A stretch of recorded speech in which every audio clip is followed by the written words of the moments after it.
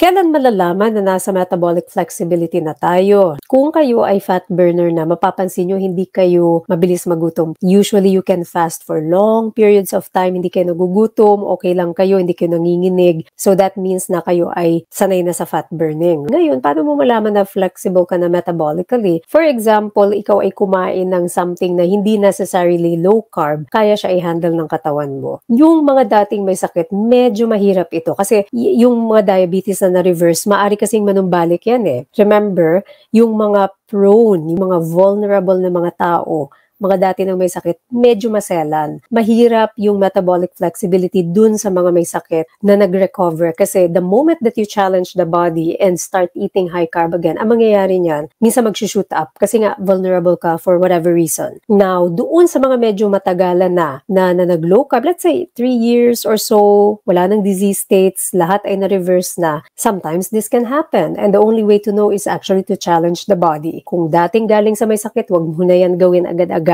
Stay low carb muna tayo hanggang talagang ang katawan natin ay maging mas matibay before we challenge. Kung wala namang sakit dati, why not? You can challenge, check your parameters, and see for yourself.